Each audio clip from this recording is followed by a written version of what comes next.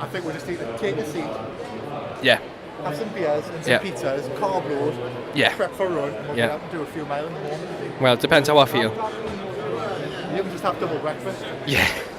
Right, welcome back to the Runners Ramble podcast. It's a very special podcast because I am currently walking around the National Running Show and it's my first time here. So what I thought I'd do is I thought I'd bring the mic, I thought I'd bring the camera even though I'm not using it, and just talk to different folk that are here, speakers, people who are making videos, shops, independent businesses, people that I know in and around the YouTube community.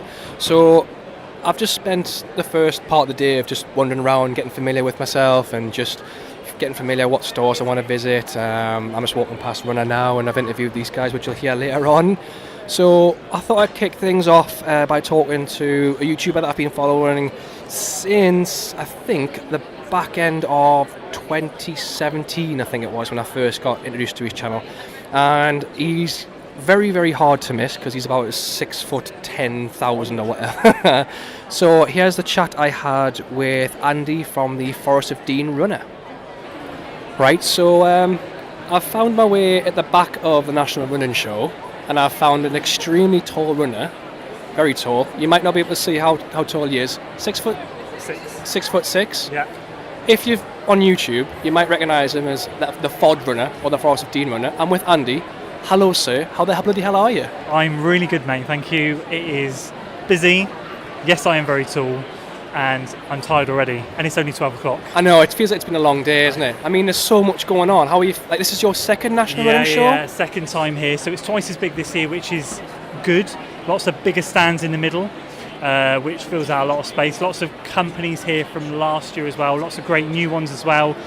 So much food to try, coffee to queue for, everything, mate. It's lovely. It's great. Like, this is my first time coming here, so this is all new to me. I mean, you've seen a lot of it online, but is there a particular stand that you've got your eye on at the minute? Yeah, ASICs. You know, I review a lot of ASIC stuff. You're an ASICs I'm going man. to walk over there and I'm going to take my camera in and I'm going to say, guys, I review your kit. I want a discount.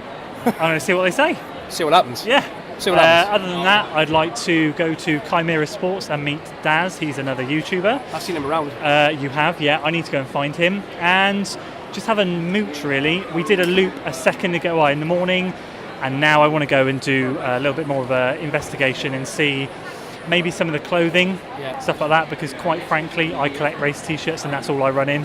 So I really could do with some decent running kit. Yeah, I think but other than that, mate, yeah, that's my plan. Well, the thing is, this is the first time I've met you because I know you from a YouTube channel. So what I think is great, not just because there's a massive running community in one space, but there's folk like me who make videos, can catch up with, like, say, yourself, Chris Ford. Yeah. So it's just nice to meet people. Definitely, mate. Definitely. You know, we all post our videos out. We all do a lot on social media. We're all from different corners of the UK, and you know, it's great to be able to come here and like meet people face to face. It's like I know you, but now I know you in real life. Yeah. It's just such a difference, and it's brilliant, mate. It's such good fun. It is good fun. I mean, you've got your camera on the go, Yeah. making vlogs. I've Yeah. seen Chris make vlogs, and everyone's, even Tyres and Trainers make vlogs as well. Yeah, he's doing his bit. So, well, I'm not really. I've got the camera in the bag, but whether I'm making anything, mate, I don't you're know. just enjoying it, soaking up the atmosphere. Well, that's the thing. I mean, there's so much to do. I'm going to be honest with you, it's very hard to video because I want to just soak it up and enjoy it. So I'm trying my best to video and enjoy and appreciate. So, yeah, it's a hard one to balance. So you're just here for the day, is that right? Just today, yeah. I've got a race tomorrow, 10k, so my legs are already knackered from walking around here. So yeah, I'm just going to be leaving about 3:30. But to be honest with you, mate, a day's enough for me. Yeah. So what's the crack? Because you, with the YouTube stuff. Yeah. You've outlined some plans already. Yeah. You're very shit hot when it comes to news and what you're doing. So doing my best. What's out of you've put out so much on so many goals with the 2019 goal video. Yeah. Is there secretly something you really got your eye on that you really, really want? Yeah. For me, it's the marathon. Like, I'm doing this training series now, and I'm doing the sub 255. But the thing with the marathon is it's been my nemesis. I'm so tall, as you can see. and my posture goes. So I'm working really hard on that. So although I've set this ridiculous goal of running a 2:55 sub, deep down, realistically, I know that there's a 50-50 chance that's going to happen. So even though I'm documenting it, and even though I'm going to do my best to do it, my real secret goal is to actually get just a sub 3. So 2:55 is a bit of a stretch goal, but deep down, sub 3. Other than that, from a YouTube perspective, just keep creating content that's informative, but keep talking about it from my own point of view. I really don't want to become one of those channels that preaches about stuff that I don't know about. I'm just an average runner at the end of the day, working as hard as I can to get as You say good as I average. can. You say average. You are swift. Mate, I'm getting there, but it takes time, hard work, and I just want to keep documenting it, mate.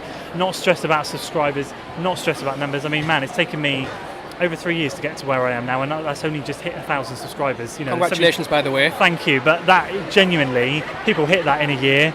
And quicker, and that's just because I'm just trying to do my own thing and not get caught up in everything else that's going on. Yeah.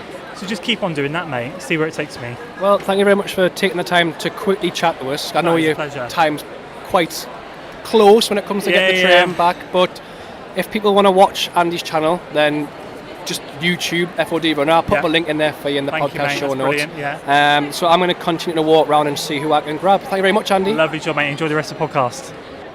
So there you have it. One chat down. There's plenty to come in this special episode. What I like about Andy is he's just so down to earth with things like this. He was more than happy enough to like sit and come and chat with us, and he was offering so much advice, and he's really friendly with how the film went and just how much he loved the film, and it was just nice to hear him, and it was actually quite nice to just stand and just chat with him about YouTube in general and media in general. And he's just an absolute sound lad, and overall, like, I mean, I've met like the majority, if not all, of the YouTube running community, and it's just mental just to actually meet people and not just see them on a TV screen, you know what I mean? So it was just nice to chat with Andy. So I mean, you'll hear from another one later on, and you probably know who if you like to wear pink. But not long after I had a chat with Andy, I spoke with another Andy. This came through Bays 187, and in the northeast you've got your Great Run, you've got Bladen races, but sometimes races get lost in translation, and there's events that are specifically pointed in the area, and you never really hear about them. But I spoke with a run director, Andy, from the Milton Keynes half and marathon event. So if you're not familiar with that event, Andy, he sells it well. It sounds a cracking event, by the way. So here's my little chat with Andy. So I'm joined here by the race director of the Milton Keynes half marathon and marathon, is that right? By Andy. How are you, sir? Very good, thank you. Good to see you. I mean, this is the first time I've met you. Yeah. And you were asking, have I heard of your event? And I replied with a very swift and very impolite, no, I haven't. To your much shock and dismay, because Absolutely. We're looking at Rich over here, Bays 187, an influencer and ambassador for your event. Last year. And I've not heard of it. I know, he hasn't done his job properly, has he? You're not paying him enough. That's what it must be. It must not be enough down t-shirts. to not enough t-shirts and free entries. Just tell me and the listeners, because there might be some folk up here in the northeast who may have not have heard of the Milton Keynes event. Just tell me what it's about and how people get involved and the course in general. Yeah, absolutely. So the Milton Keynes Marathon and Half Marathon is on the early May bank holiday, which is 6th of May this year. We have 11,000 runners, and we start and finish inside Stadium MK, which is a massive stadium and arena, so we've got loads of room. Toilets for 30,000 people. So if you look at our reviews on RaceCheck, you never have to queue up for a toilet, which is quite impressive. Everyone thinks of Milton Keynes as concrete and roundabouts, but we actually take you off-road on the redways, and it is absolutely beautiful. And again, if you check our reviews on RaceCheck, people are amazed how green the route actually is. So we try and go past all the lakes and parks, and then we've got some of the really old villages like Milton Keynes Village, the original one, Great Linford Village. There's a 13th century church. There's actually a Roman ruins you run past. People don't realise there are old bits of Milton Keynes. They see it as a modern town. So it's beautiful. So check out the website and the route. Also, the day before we have something called the Rocket 5K, which is voted the best 5K in the UK in 2018. And we just won a silver award from RaceCheck as well for quality reviews. And that basically starts in the city centre and runs down to the stadium. I say down, it's called the Rocket for a reason, and it is a real PB potential. We have about 2,500 runners, and everyone has a great time. It's always lovely and sunny as well, 9 o'clock in the morning. Which you don't get in the northeast much, if you believe the tradition and the generic sense of what weather's like. But it does sound like you get a good balance of two events, really. You get a nice flat or fast-ish 5K to tip the legs over, then you've got the event the next day. Yeah, absolutely. It's something for everybody. We also do a marathon relay as well. So it's teams of 4 take on the marathon distance, and that's a great sort of team event. They all have a great fun. So it's literally something for everybody. So it's a 5K, a 10K. And after the marathon and half marathon runners have left the start, we have the superhero fun run. And it's about 1,300 superheroes. So it's whole families come dressed up as their favourite characters. They run about 1.5 miles, and it's for runners, walkers of all ages and abilities, finish in the stadium, and it's just a really nice, colourful addition. Everyone's happy and friendly, and it is a brilliant event weekend. So if anyone who's listening to this who live in the northeast and fancy a good little venture down south and to do a nice event, a half marathon, a marathon, and a very fast 5K, go and check out this event. What I'll do for you is I'll put the links of socials and website, and people can come check it out. But thank you very much for chatting. We'll see you in May. Thank you very much. Might be me. Yeah. and be an ambassador next year. Yeah. So with that, it was really nice to speak with Andy about that and get an understanding, because before the chat I admitted, and you would have heard it there, that I didn't really know of the event, and I did feel quite bad that I didn't know. So it was just nice to pick his brains about what on earth the event was. But recently you would have noticed during the different events, whether it be Great North, whether it be the Milton Keynes Marathon or the London Marathon, you may have noticed a sudden rise or crop in pacers. And I've for a while I've been wanting to pick the brains of a pacer. I've just not really known a pacer up here. We're almost like cut off almost. So I managed to speak with Paul Addicott, who was kind enough just to give me 5 minutes of his time and just, talk about the highs and the lows of pacing, but just the general running itself. So just take a listen and just listen to what this guy has to say. Right, so I am now joined by Paul Addicott, who I know from pacing different and many events, most of the Great North Run. Paul, how are you, sir? You all right? Not bad, how are you? I'm very good. You've this is your second time you've been here, isn't it? Yeah, I came last year for the first national show, and it was absolutely great. I'm glad to be back. And you're speaking tomorrow? Yes, so tomorrow I'm going to be on the Skills Theatre doing a talk on getting your pace right at 10:30. So if you're around, come and see me. This goes out on Monday, so by the time that happens, I've just realised. No, but you're speaking, so I mean, as someone who tends to run different events and help people around them to get a PB or get into a time, how does that differ from going in front of a stage and talking to about 100, 150 people?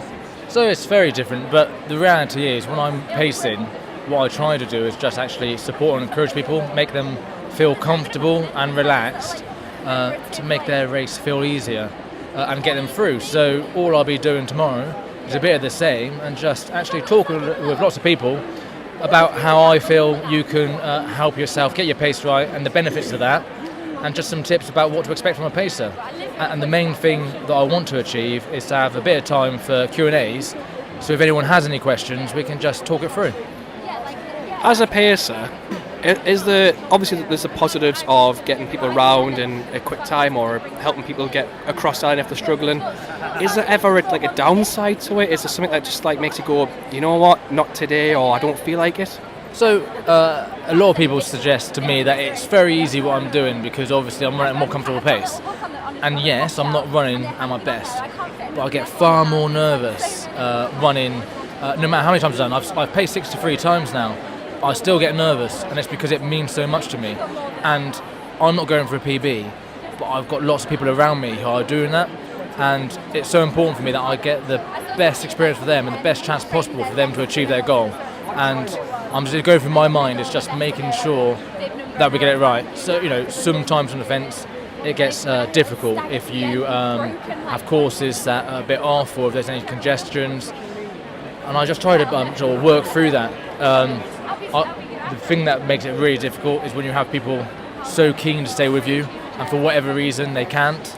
And it's hard. I want to be able to run with every single person and bring them with me, but if they slip off, I just have to let them go and just keep going. So that's the hard bit.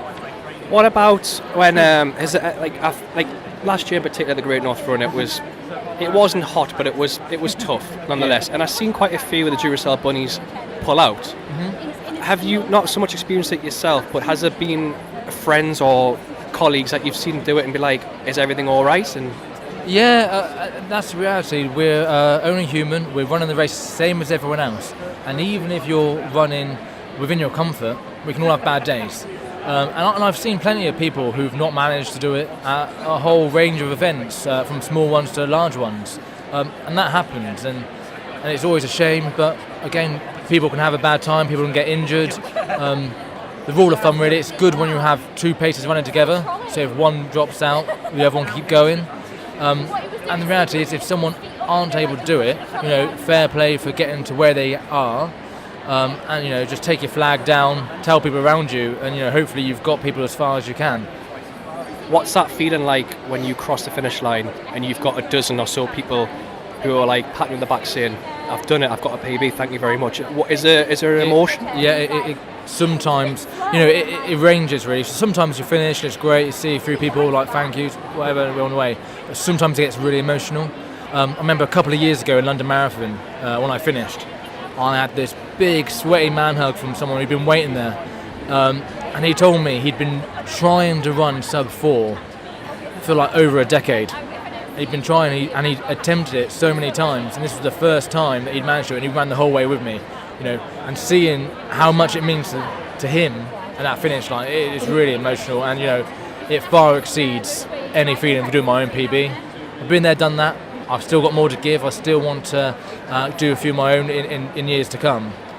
But every race, I'll get dozens of people PBs, and actually being part of that is absolutely amazing, and I'd far pick that any day. If there's one race you could pick out, just to wrap this up, one race, which one was the best one out of every one you've paced? You know what? I've got a particular soft spot for London Marathon. I've paced 3 world majors now. I've paced so many good smaller events that have great feels and good friendly vibes. But London Marathon is just amazing. It was my first marathon. It's my marathon where I've got my PB. And actually, on that run, that I'll be running with hundreds of people at every step of the way.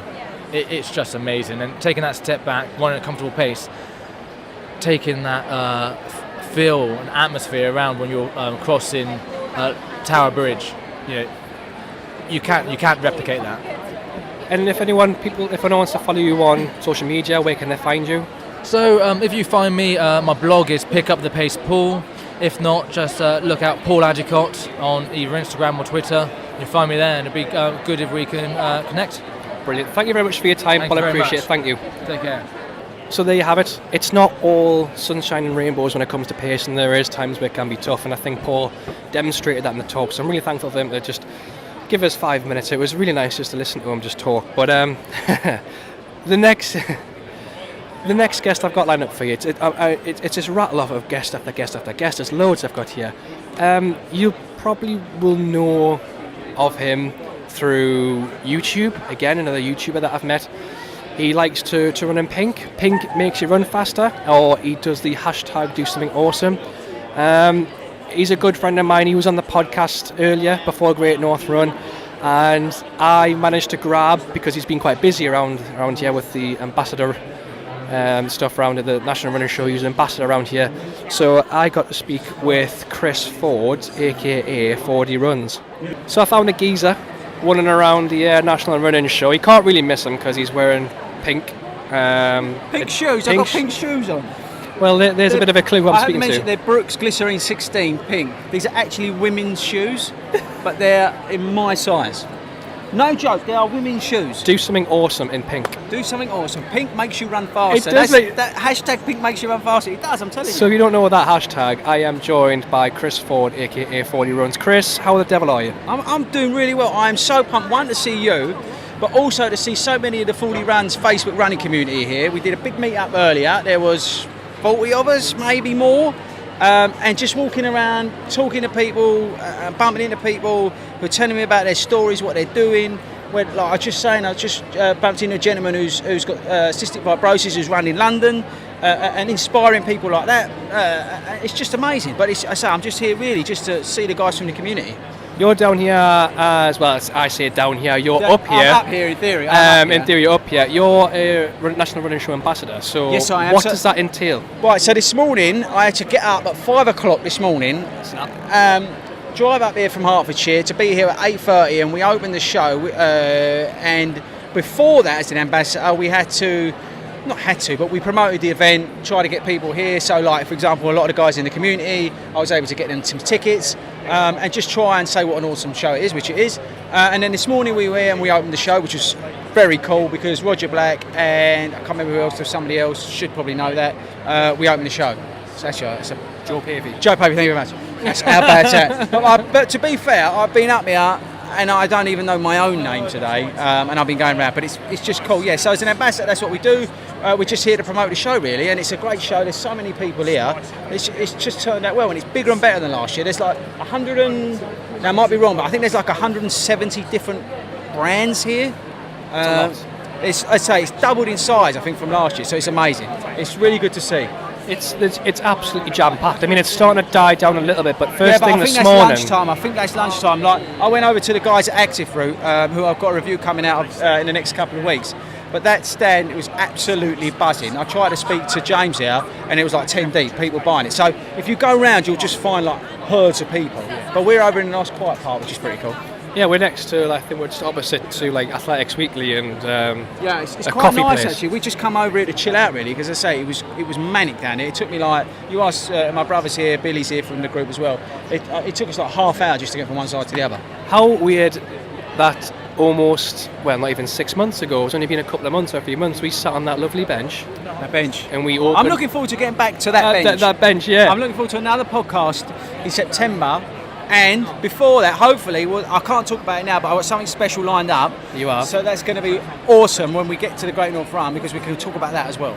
That's going to be kept under wraps. Yeah, we'll keep it I know wraps. What it is, but I'm saying nothing, yeah. and my lips Super are sealed. I'm so exciting. I'm right? so excited about it. You crossed a very special threshold not long ago on your YouTube channel. You're closing in on it, aren't you? Yeah, we've got 1,000 subscribers. 100,000 views. But more importantly, forget the channel, because I'm not interested. I'm not interested. But the more importantly is the running community on Facebook. More importantly, on the 12th of January, I can't remember how many runners of it, but we ran. Between us as a community, we ran over 1,700 miles, so 1,700 miles. That's it. That's from Land's End to John O'Groats. As a community, we ran. We had a guy running in New Zealand, and we covered mileage. Like as I said, we just got out in one day and ran over 1,700 miles. That's what I'm talking about. That was the North versus South challenge. Yeah, and we've got another challenge coming. We've got a really good challenge coming. But yeah, we're going to try and do sort, and hopefully more people can get out. What we might do is do it over 2 days, so we can get even more mileage. I might challenge the community to try and run something stupid like 2,500 miles, but I don't know yet. I'll see. But that was amazing. 1,700 miles as a community. That's just insane. Because the banter between North and South was great. It was but great. At the end of the day, I think everyone was collective and said, forget the rivalry. No, it was all about getting out in one day, getting people out who like slightly injured, maybe not feeling so well. Like one woman who came down to the park run, she was on a sick bed the day before, but she wanted to get involved. It was some people were in their first park runs. So just getting people out, running as a community, like we had again 30, 40 runners down in Southend. They had a record attendance the day we were down there at the park run. So it just shows you how popular park runs is. But also in Draycott Manor, we had again like 30 of us, and people joined up all around the country running. It was just amazing to get people out as a community running together. Brilliant. I love it. You're buzzing off. I can see your eyes are going. But yeah, the YouTube's wicked, and I love it. 1,000 subscribers, yeah, it's growing. That's great. And I put the content out there purely for the guys in the community, right? So if they're going through aches and pains or whatever, I'm feeling the same, right? But it's not about that. It's about the community, and it's about getting people running together people who turn up to events on their own and they don't know anybody, and running together and running with people, and it's, you know, making friends and stuff like that. It's what it's all about. And it's such a lonely sport, running. You see so many people out there just on their own. I mean, on the way here, there was a geezer at 6 o'clock in the morning running on his Todd. I mean, what's that all about? Why isn't he out with a running club or with a running buddy, something like that? But through the Fordy Runs community, people are joining up and running together. It's amazing. So what do you, because the Facebook group, when we spoke back in September, the group was at 500. Just 500. You've now got over 1,000 people. No, 2,000. 2,000 people? Yeah, collectively I think it's 2,000. 2,000 people? Yeah, I think so. I might be like a couple of people out, but basically, yeah, it's about 2,000. Yeah. When you first started that group, you said to me that you just wanted to grow and just get people involved. Yeah. Did you think 2,000 people? But now, see, again, it's not about numbers. I'm not focused on the numbers. I'd rather, even if we had 500 people in there, but 500 people who just got it and ran together and was as a community, but even 2,000 of us, or whatever it is, there's such a tight-knit group. If you go, I mean, you see it. Yeah. The engagement within that community is just insane. Like, someone will post about something and then everybody's on it, and it's just amazing. So even if we get to be 10,000 people, but if it's 10,000 people that are all joining up and running together, great. But even if we stay at 2,000, but it's people who are running together and doing things together, it doesn't matter. It's all about that community and being there, supporting each other and having a laugh. So I know for a fact that on top of the community, you are doing medals, and there is a medal out that does. Is it for the collective miles? Yeah, medal? we run virtual medals throughout this. We challenge the community. Yeah. Again, it's another way of getting them running. Hopefully together, we do the virtual medals with the money going to charity.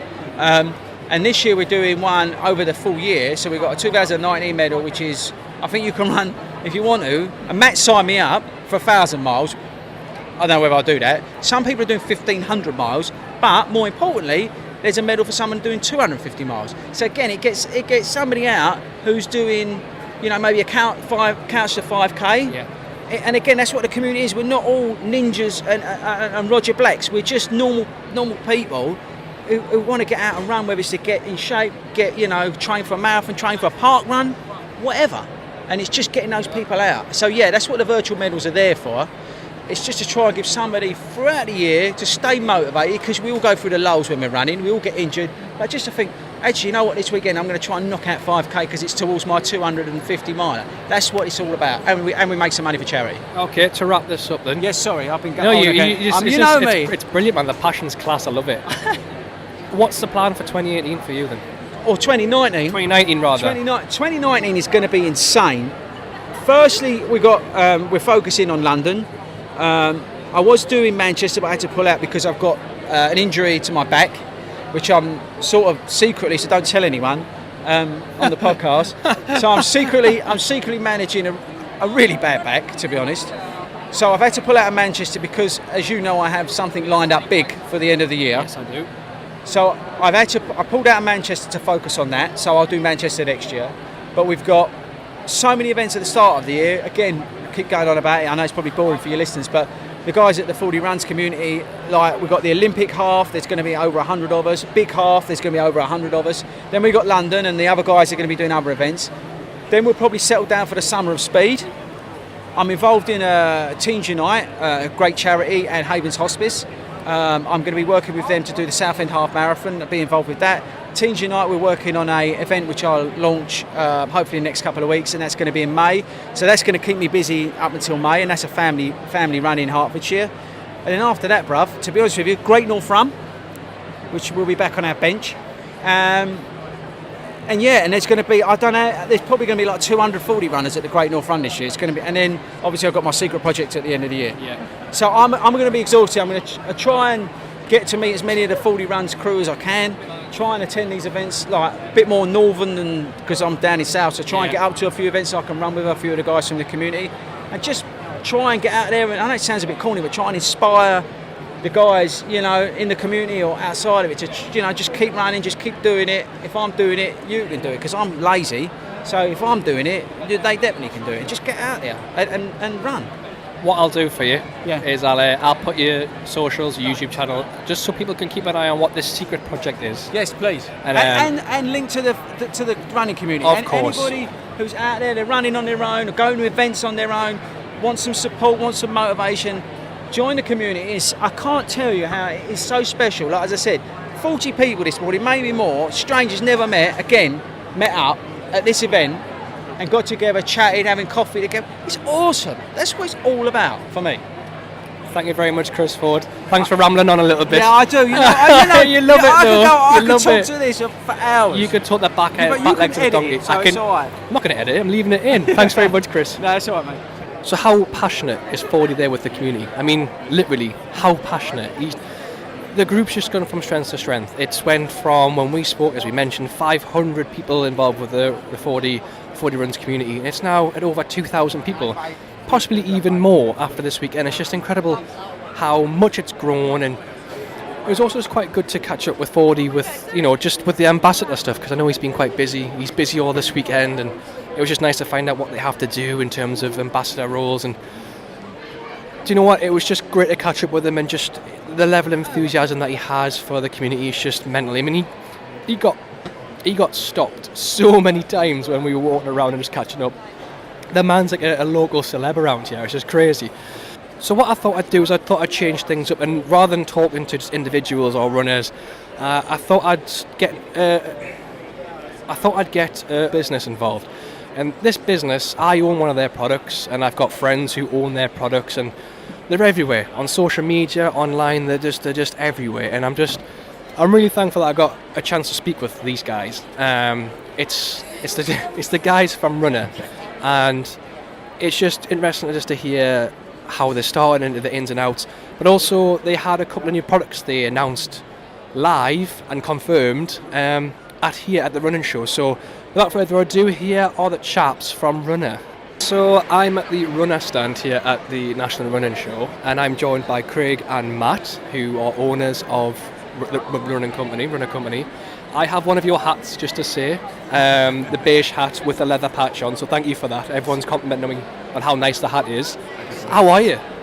Yeah, we're really good. We're sort of halfway through day one. It's been packed full of people here. Doors opened at 9, and it's just been non-stop ever since. So it's been hectic, I suppose. Yeah, it's been hectic, which is great. I think everywhere it looks fantastically busy. Everyone looks like they're having a great time. It's great to meet sort of the running community, really. So we've met a lot of people that we normally interact with online. So we're having a great time just chatting, really. And it's fantastic. So, Craig, I mean, when you started off, or when you both started off Runr, did you envision that it was just going to snowball into how popular it is now? No, not really. I mean, Matt came up with the initial idea of Runr about, probably 3 years ago, just over 3 years ago. And kind of the idea was to kind of create an identity for runners. But we kind of thought it'd be an opportunity to create something to then sell a few hoodies. And to the point now where the stand we're stood in, it's been packed today. We've been selling bobble hats, hoodies, jumpers. To see people turning up in the stuff with Runr across their chest, the Runr on their hats. It's amazing that people are actually wearing it, but it shows that people are passionate about running, and we're passionate about running, but the running community, and not just social media, but the community, that people that run in clubs, that go to park run, people are passionate. Anybody can take up running. All you need is a pair of trainers, shorts and a t-shirt, and that's what it's amazing to be part of the world of running. We've got our little old brand here of Runr, and there's the big major malts are all here as well, and it's just great to be a part of it. And we've been going to 2.5 years now. Who knows where we'll end up in another 2.5 years? It doesn't seem like 2 years, because I've been following it quite early doors. Yeah. It just feels like the 2 years have just whizzed by. But what I love about this is, like, with running, everyone has to be about running apparel. It has to be about lycra and technical tops. But you guys have just totally changed that and let's put Runr on a hoodie. Let's make a brand and identity that people can relate with, and people are lapping it up. Yeah, well, that's absolutely right. So obviously, when you think running, you think technical apparel, you think, going for a run, and all that kind of stuff. But actually, there's more to it than that, isn't there? Running is a lifestyle. before a race, you're thinking about what race you're going to do next. You're thinking about race strategy or even training strategy, training plans. You go to work, you're probably daydreaming a little bit about you run, lunchtime run or run after work and stuff. And it is a lifestyle. It's and people really bought into that. And I think to be able to connect people via the clothing, I think is what everyone to do really. So everyone goes about their everyday lives after the run or before the run, but it's nice to be able to identify with other runners. Whether you're shopping, whether you're in the pub or whatever you're doing, when you're not running or working. That's what it's been great to be able to bring people together. We've had so many people that have met each other and sort of bonded together just through Runr really and through running. So it's been great. It's almost like a community because everywhere you go, almost there seems to be that one person who's got a Runr hoodie or a Runr hat. Me with the hat, for instance, and there's a couple of lads and lasses who have with jumpers and all sorts. Even I've seen like pint glasses. Shot the line as well, which is a class idea. We got a bit creative with that one. A little bit. I mean, I noticed on Twitter you're going to announce a new product today. What's the product? Can you tell us more about it? Yes, we've got 2 new products. So the first one was a technical running hat. So we've got lots of lifestyle stuff which we obviously focus on, but we've finally got a technical running hat. Bespoke design, unique design, customised. It's a fantastic product. Breathable, wickable, all that kind of great stuff. But we don't really go soft with our logo, so we put a big Runr logo across the top. No, it's like on the cap because obviously people can't see the cap, but I mean there's a gigantic Runr logo on the cap. You can't miss it. No, and again, people love to identify as runners. I think that's what we thought. Whether you're out running, you kind of want to be identified as a runner. Before, during and after. So we went big with the logo. It's a great product. And the other one is a backpack. So again, we've got one for sort of technical product launch and also more of a lifestyle product. So we've gone for a backpack, where you wear mine to work. So you just take it to work, you could take it to shopping. And again, it's just being able to identify as a runner outside of running on that particular one. So two great new products. They've been really, really well received. And and where we'll go next, who knows? But we're kind of just thinking, again, whatever you do in your lifestyle, what are the products? What are the things do you use on a everyday to day life? And that's the kind of area where we think people kind of want. They want to sort of unite the life and running, sort of fuse it together as much as possible. So what's the plan now? Where do we go from here? You've got new items. What's the plan in the next couple of years? Where do you see Runr be in the next so many years or 10 years? I think for us at the moment, it's the speed in which that we've kind of grown over the last 12 months. It's taken us by surprise. We didn't, as I say, we started 2.5 years ago with the idea of creating some hoodies and some jumpers and looking around us today as it's getting a bit busy again here. We kind of want to make sure we keep bringing out great quality products. That's one thing that the feedback on all of our products is the quality is top notch. And that's one thing that we won't ever cut corners on, because ultimately if someone buys a product and it's not a very good quality product, they're not going to come back. At the same time, we need to look for new designs that appeal to both female and male runners. As Matt alluded to, we're always looking for new little opportunities to bring out products. One of the best products we sell is our Runr race magnets to use to attach your bib to your shirt when you go for a run. It's kind of like, are there other opportunities that we can look at? We're here, this is the second time that the running show's taken place, the second year, first time that we've been here. So far it seems to have gone really well, so we'll look to get ourselves some more events. We've got a good calendar of sort of 9 or 10 runs that we're attending in 2019. And who knows where we'll go. We're always looking for opportunities to work with running clubs, whether we can do collaborations with running clubs, who knows. But we're always open. It's a great thing about social media. People aren't afraid to put forward their ideas. And we've one or two that have come forward and have given us an idea. We've actually gone ahead and produced a product, and they're kind of like, I'm sure that was my idea, and we sort of go, yeah, maybe, yeah. We like to think, at the end of the day, community is at the heart of what we do and what we believe in, really. So I think whichever direction we go, we're kind of be led by the community of runners that support us, because they effectively support and inspire us, in the running world, but also in Runr as well. So I wouldn't really say we've got a plan, but because we never really do, including training plans as well. But there we go. But it's all about the community for us. I think whatever we do, it would be uniting the community in different ways possible, really. So. Well, guys, keep up the good work. I'll put a link in the podcast notes below for you to check them out. I would recommend it because I've got the hat, and I know that a couple of my friends, like Angie and Peter, they've got a jumper and a hat as well. So get yourself on the website, go and check them out, buy the new products, buy the hats, especially the bobble hats, because I like the bobble hats. Absolutely. Guys, thanks for your time. Cheers. Cool. Nice one. Great to meet you. it's safe to say that I am definitely going to be buying one of their hats, because although you can't really see it, it did look naughty, and I really did like it. So on the Sunday, because by the time this comes out, it's going to be well over, the National Run Show is going to be well over, I'm going to be owning some more products and spending some more money. So they've definitely sold me in terms of getting some products from their shop on the Sunday, so I'll be doing that. When it comes to run injuries, I've had my fair share over the past couple of years, and I've talked about it with Stephen in a previous podcast of how rubbish I am with flexibility. James Dunne, you may or may not have heard of some of the stuff that he does.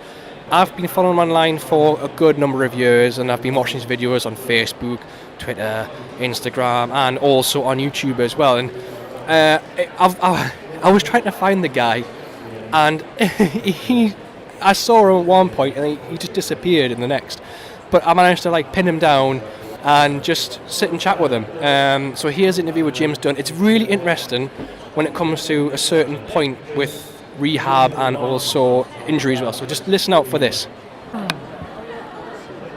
It's Kinetic Revolution, isn't it? Kinetic Revolution, yeah. Right, I found another guest here for the podcast. I am stood in front of James Dunne from Kinetic Revolution. How are you? I'm very well, thank you. How are you? I'm absolutely shattered. It's the back end of the day of the recording and the event itself, and I am absolutely flagging. And I've been trying to track you down all day, but you're like a needle in a haystack. You're here 1 minute and you're gone the next. It's crazy. You see, I didn't come last year. Heard really good things off the back of last year, and I'm kind of blown away by how good this has been today. I got here just after 9, and I feel like, what is it now? Nearly 4 o'clock, and I've just been chatting with people. I didn't realise I was actually going to be able to come this weekend, so I've come with no agenda, no time I have to be anywhere, anything like that. So I've been able to have the luxury of just chit-chat, and I've been non-stop. It's been amazing. It's quality. It's so good how people can just come here and just connect and network and do talks and stuff like that. Yeah. Your channel, it's different because your channel is for helping out runners who may be struggling with a bit of injury or flexibility issues, i.e. myself. I'm your demographic, basically. I found your channel, I think, when was it, 2015, 2016, when I found your YouTube/Facebook stuff. Mm-hmm. How has things just went from a couple of videos on social media to just now where you are now? Because it seems that you're on podcasts, you're on different channels as well. It's just kind of taking off, isn't it? It's kind of bonkers, really. So I started out the blog as we now know it back in kind of 2010, 11, and that was really as an opportunity to kind of, from my point of view, learn out loud. That's why I try and describe it. So my background, I'm a sports rehabilitation therapist working exclusively with runners. Ironically, when I started working exclusively with runners, I was actually the rugby guy, playing rugby still full-time and, kind of part-time at that point. But I've kind of found myself into this world through that initial start point of saying, well, I'm learning a lot as I'm working with runners and helping runners. Why don't I document, through using the blog, all those different things that we're talking about and we're kind of going through as runners through the kind of the rehab, particularly the injury rehab journey. YouTube started out really for me almost accidentally as a kind of a means, a kind of repository for videos. So I was making these little videos to help out. So let's say I've got a client who needs some hamstring stretches or something like that. So I'll make a quick video for them to be able to see what they're meant to be doing. So I thought, well, I'll stick that on YouTube, then he'll be able to refer to it. And all of a sudden, YouTube, that's a search engine in itself. So other people are finding it, and it kind of snowballs from there. And it's obviously with the blog, Facebook, and Instagram, all those sorts of things spur off it, and it's quite amazing, really, to look back to that start and now see where we are with all these kind of community that we've built around it. It's not just the simple fact of just putting your leg out and stretching, as you see with the norm. What I like about your stuff is that you kind of challenge that aspect of it's not just a hamstring or a car stretch. Do this to tweak it a little bit to get, say, for a hamstring stretch, don't straighten your leg out and you stretch your calf instead. You know what I mean? For example. Yeah.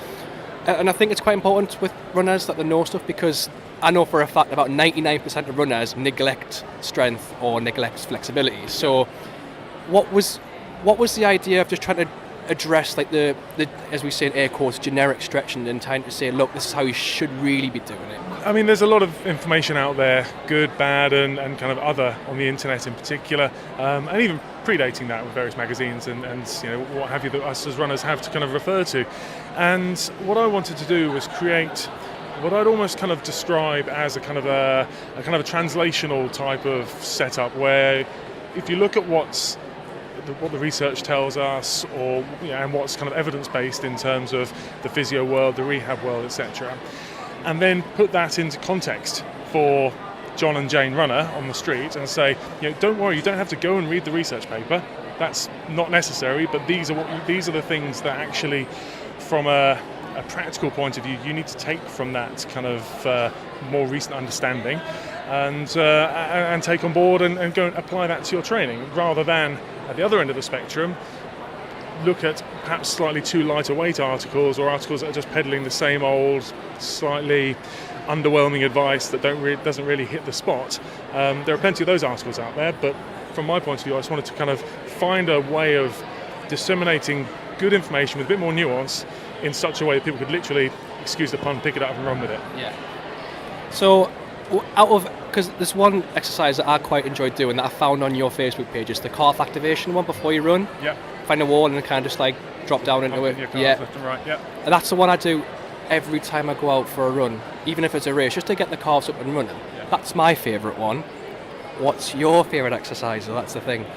So, funnily enough, actually, you've pretty much picked what otherwise would have been my answer. No, that, as with so many of the things that you'll find on the site, a lot of the exercises there are me scratching my own itch as well. So what you won't get from the podcast is the impression that I'm 6'6", I'm kind of north of 16 stone. You are massive. I'm a big guy. I don't look like the running guy. So I have my own challenges in terms of running and managing my own body. So for me, one of them is the fact that I get quite tight calves. So I know that if I start a run with the exercise that you've just described, perhaps you could link in the show notes or something like that to that exercise, then that certainly saves me from a little bit of tiredness later in the day or the next morning. There's also a half kneeling hip flexor stretch that I find, especially after a long drive or a long time behind, to be honest, long time in a cafe behind the laptop for me. I need to do something just to loosen my hips up before I get into running. Otherwise, I get into this very stiff kind of gait pattern. A couple of minutes spent doing that makes all the difference. And you have your own podcast, don't you? I do. So, where can people find that? If are you still doing it now? I am. Where can people find that so we can interlink the podcast? So best place to find it is just to search on Google for The James Dunne Show. It's a very unimaginatively titled podcast. We actually, at one point I had 2 podcasts on the go, so there was also the Train Smarter podcast, which that started way back and kind of, I wouldn't say fizzled out, but let's go with fizzled out. Yeah.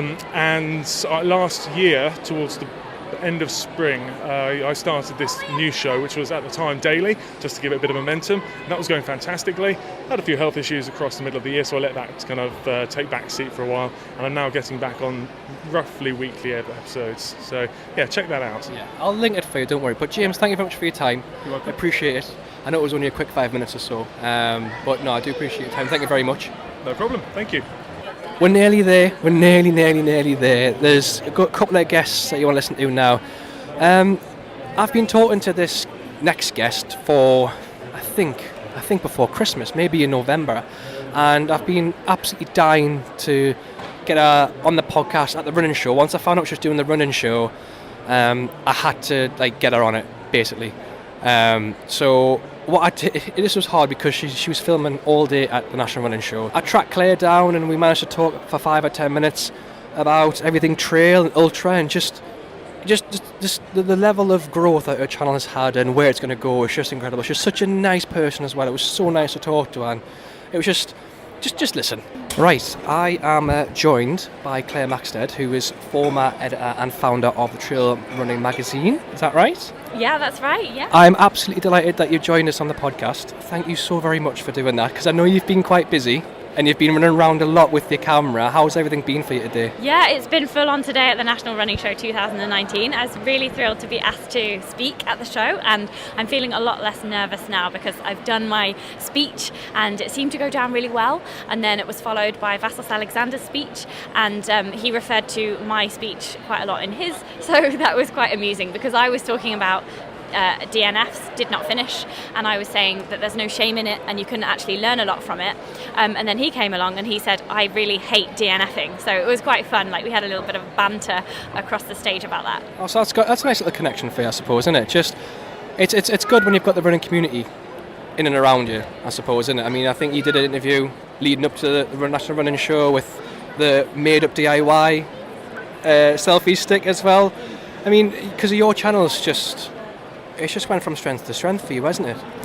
Yeah, it seems to be going down really well, which I'm really pleased with. It's nearly at 8,000 subscribers now, so hopefully by the end of the running show it will have 8,000 subscribers. Should see 10,000 in a few months' time. It just seems to be steadily growing, which I'm really pleased about. I wouldn't like it to grow really, really quickly and then everyone just go, oh, it's a new thing and now it's done. I want steady organic growth with the channel, and because I come from a magazine background, I know that content is king, really. So you've just got to put good content out there, give people advice, inspiration and information, and they'll keep coming back for more, hopefully. Well, your niche is very unique because there's a lot of channels out here that are just generic running, like myself, but there's not a lot of like ultra distances and trail running stuff as well. And it's no wonder that you've got 8,000 subscribers, possibly even 10 after this. So what was the decision to think, you know what, YouTube's going to be the way forward for me? What was the tipping point for you? So I started Trail Running Magazine in 2010, and it was really fun growing the magazine. No one had ever done a trail running magazine in the UK before, and I came from a hill walking background, so everything sort of sped up a bit, and it was basically based on Trail Magazine, and it was very exciting, got to meet loads of elite athletes and everything like that. But after 7 years of doing that, I thought, well, I've kind of done everything that I can do with the magazine now, and what I really want to do is be more immediate and meet more people and chat to people more. And with the magazine, it was bi-monthly, so it came out every 2 months, and so I'd have to wait with this piece of really cool information. I would have to wait to put it in the magazine and wait for people to know about it. Whereas with online, like I've got a blog and I have my YouTube channel, I can film something in a day and put it up that evening. So I just love that immediacy, and I love the interaction with the audience. So you've got the facility to comment on YouTube, and people send me lovely comments on there and they ask questions on there, and that's what I really thrive on. I have to make a product for people, and I can't just do that in a vacuum. And in the magazine, you just sort of sometimes feel like you're in a bit of not an ivory tower, but sort of removed from everything, and everything takes a long time to do anything. But in this job, I'm literally there on the coal face of running, and I'm hacking away at all the advice and inspiration for people and finding the gems in there. Yeah, of all the videos that you've created, my favourite one is your bloopers one that you put on Christmas Day, because as a creator, I know the outtake process where you think you've nailed it, but then you suddenly get lost on your words. And that's what I like about how real stuff is. I mean, you've got the streams that are going, you've got content coming out every week. Is that what you want to keep the ball rolling, keep it maintained, and keep pumping out like streams and stuff like that? Yeah, I think it's really important to be consistent to be successful on YouTube. So I do 2 films a week. So there's the one that goes out 5 p.m. on a Monday. That's a pre-created film. It's edited, and it's either a Q&A or it's a deep dive into a key topic like running technique or something like that. And then I do a live stream on a Wednesday, which is at 8:30 p.m, and it's either talking about gear, so I call that the gear chat, or it's either interviewing an elite athlete or an expert like a trail running coach or like a physio or a nutritionist or something. And so that's on a Wednesday, and I call that the trail chat. So yeah, I'm just doing 2 films a week, and then if I can put a film out on a Friday, like the one about Susie Chan and the running show that came out this Friday, just to kind of G people up before the weekend. And yeah, I think 2 films a week is doable. 3 starts to be quite hard work, because you're not just creating films, you're also doing all your social media, and you're planning things, and you're trying to do deals with people to put adverts in your film so you can actually pay your mortgage. And also I write a lot as well for magazines and websites, so it's quite busy, but hopefully if more people start to support me on Patreon, then I can focus all my efforts solely just on the YouTube channel and not have to do any external writing. So that's what I'm aiming for the end of next year. Hopefully that'll be 10,000 subscribers by then, easily. So where can people find you if they want to come find your channel or find out more a bit about you? Where would they find you on YouTube? It's really easy to find my films on YouTube and to find my channel. So all you have to do is just type in Wild Ginger Running. So if you type in Wild Ginger Running to Google or in the YouTube search itself or on Twitter or Facebook or Instagram, you will come up with my channel. And there'll be links in whatever social media you choose. There will be a link directing you to the YouTube channel. And I'll put a link for your channel on the show notes as well for you, Claire, so don't worry about that. So enjoy the rest of your weekend. I know you're going to be very, very, very busy filming, so enjoy the weekend. Thank you very much. It's great to chat to you, and I love your podcast as well. Thank you very much. So the final guest is a guest that I got given a heads up with while I was at the Running show by Angie. And as soon as I seen the background and what she's achieved and what she's done, I had to go and find her. What she's done in terms of design work for Marathon Talk, and also there are 4 things that she talks about that I wasn't expecting. I knew there was a world record involved, the Guinness World Record, but I had no idea that would be 4 of them. I'm not going to say what they were, you'd have to listen to this one. So here's the chat that I had with Sarah Dudgeon. So I'm joined by Sarah Dudgeon. Hello there, how are you? Hi, very good, thank you. I'm outside your store, The Art of Your Success. I was sent by Angie to come talk to you because there's a few things that I'd like to talk to you about. Fantastic. First things first, your design work for Marathon Talk. How did that come about, and what's that like?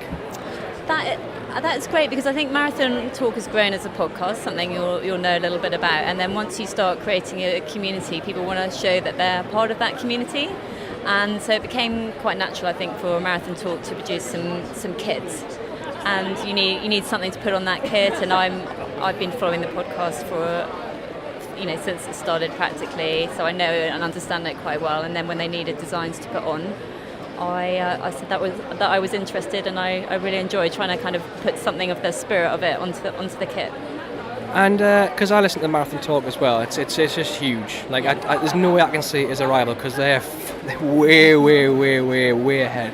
Some of the stuff that they've produced, that's incredible. Yeah, but I think it's a bit like running, isn't it? It's like, training. If you start running, you think, my goodness, I'm never going to be able to run a marathon. But then one day you go out, you do 1 mile, and then after a few weeks, you've got up to 10, and before you know it, you're running a marathon. I mean, they started with the first episode, and now they've just done, as we're recording, 471. I just did a birthday card for them for their 9 years. So I think it's consistency. It's just like running. You get rewarded for that, and suddenly you look back and you've put a lot in, and you get a lot out from that. It's because I'm looking at your store now, and it's just it's so creative. I love stuff like this. Is there anything in particular that you think that's the one that I like out of everything else? Well, one thing I like about what I do is the ideas all come out of my head when I'm running, and I often think, I think that would work quite well on a product. That'd be quite fun for someone to have, and it might be sometimes someone in another side of the world has had the same idea, but I know that it's actually come out of my head. So even if someone else has thought of it, I know I have. But I think something that I am quite proud of is the training journals. They actually do quite well, because even though we've got so much online, I think there's something about pen and paper, and you tend to be a bit more reflective. So I've tried to bring out people thinking what the goals of the week are, and what's gone well in the week and what hasn't gone so well, so that each week people are reflecting on what they want to achieve and then what they can learn and build on that. So that was something I'd had in my mind for years. Took a really long time to put together, but people are finding it very useful. I think everyone should have a running journal of some sort, because it is quite easy to just document it on say a Strava, for example. I'm quite old school, and I quite like write stuff down or put it in an Excel spreadsheet or something like that. But there's also a little world record that you hold that Angie gave me a heads up about. What is that? I've actually got 4. Angie didn't tell me this. So you've got 4 world records? Yes, I have. These are Guinness World Records, so I have to say they're not, we're not talking Eliud Kipchoge proper world records, we're talking Guinness fun world records here, just to be very clear. They've done them all for various reasons. So I am the fastest bride over the marathon. And that was because I'd done a lot of marathon. I run on my wedding anniversary every year as bride and groom with my husband, so I thought that would be quite fun. I then ran for medical charity, so I've got fastest nurse. I ran with my friend who's the fastest doctor. I have done bishop, monk, and nun. We did all three of us. I was the monk, which does confuse quite a lot of people, but I had a bald head, which people didn't. My husband wasn't too keen on, and I also have three-legged. So quite a few Guinness World Records you've got there. Is there a particular favourite? Is it the monk? I loved them all, I have to say, but I think my favourite is three-legged, because we actually gave up telling people we were going to do it before, because everyone kept saying you're going to fall over, you're going to fall out, it's going to be awful, you're not going to make it, this is the worst idea ever. But afterwards, when we've done it, everyone loved it, so it's quite fun now we've done it, but we actually almost gave up telling people before because everyone was so negative about it. Well, in sort of a contrast, I've done a 5k three-legged race, right? So the fact that you did it more than a 5k, it was hard enough to start with to get like the link and link up with your partner, but just so you did that and a world record, mind blown. Well, I wouldn't it was hard. You know, we did it in London, and there's all those water bottles. You know, actually, you're thinking even when your legs aren't tied, you're kind of worrying about the water bottles anyway. But I think, in a way, I think 5k is just as hard. I think we probably got better. You know, by the time we finished, we were probably quite good. Yeah, you've got that time. You've got like mile 10. You're thinking, I think we've clocked it here. Then mile 20, it's like, okay, I think let's pick up the pace. Thank you very much for talking to me. It was a very out of the blue talk out of because you're just sitting at your chair and then you just like seeing this little random dude come up and say, Angie sent me, and you were just like, oh, hello there. But thank you very much. Well, if Angie sent you, obviously that was fine. That was going to be no problem. But it was very fun. I very much enjoyed it. I hope you've got some great other stories from the day. I have got loads. There's loads. I've got to try and cram it into an hour. It's going to be a miracle. But thank you very much, Sarah. Thank you very much for talking. So much. Such a lovely person. I am so thankful that she took the time out to just spend 5 minutes and chat with me about what she does and the world record shit that she's done. It's such a lovely person. And thank you, Angie, if you listen to this, thank you for giving me the heads up. I really appreciate it. But that's it. That's your lot. It's probably a lot longer than what I anticipated, but that is the National Running Show done and dusted. My Saturday shift is done. Paula Radcliffe is here to open the National Running Show for Sunday and deliver a talk. I won't be speaking to her, unfortunately, but I'm looking forward to spending time with the Team TDIS lads and just chill out for Sunday. But to all the guests that got involved, to everyone who told me about the guests and hooked me up, and everyone that got involved with today's podcast, thank you very much. I really do appreciate it. And the National Running Show for my first one has been class, and I think it's safe to say I'm going to be back next year. So from me, that's it.